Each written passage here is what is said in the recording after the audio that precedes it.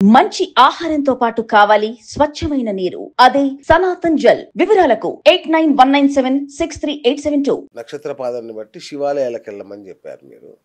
కానీ నక్షత్ర పాదాలని బట్టి ఏ నక్షత్రంలో పుట్టిన వాళ్ళు ఏ దేవుణ్ణి కొలవాలి అనేది ఉంటుందా ఏమన్నా? హ్మ్. నక్షత్రాలు వారి జన్మ జాతకాన్ని బట్టి ఉంటుందన్నమాట. ఓకే. ఏ దేవుడిని కొలవాలని కాదు. ఆ, వారు ఏ రకమైన భక్తిభావం కలిగి ఉంటారు. అచ్చా.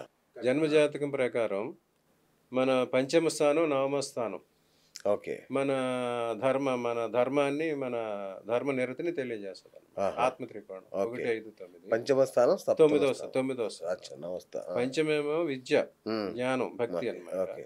9 ఏంటంటే హైయెస్ట్ లెవెల్ అన్నమాట, ఉమ్, పూర్వపుణ్య స్థానం అన్నమాట. సో పంచమాధిపతి ఎవరు, పంచమంలో ఏ గ్రహం ఉన్నది అనే దాన్ని బట్టి వాళ్ళ భక్తిభావం వస్తుంది. ఓకే. అట్లాగే 9లో ఎవరున్నారు, 9లో ఏ గ్రహం ఉన్నది అనేది వాళ్ళ కులదైవం, వాళ్ళ జనరేషన్ ఎవరైతే ఉన్నారో వాళ్ళ దైవం ఎవరో అది తెలియజేస్తుంది. ఓకే. వాళ్ళ నక్షత్రం ఉంటుంది, ఆ నక్షత్రాన్ని బట్టి కూడా వాళ్ళకి నక్షత్రాది దేవత భక్తి కూడా వస్తుంది. అవునా? ఈ రకంగా చూసుకున్నప్పుడు ఆ, ఈ మన గ్రహాల్లో 2 వర్గాలు ఉన్నాయని చెప్పాం. అవును. గురువర్గం, శని వర్గం. అవును. గురువర్గ గ్రహాలన్నిటికీ కారకుడు శివుడు, ఓకే. అధిపతి శివుడు. శని వర్గ గ్రహాలకి కారకుడేమో శని. విష్ణువు.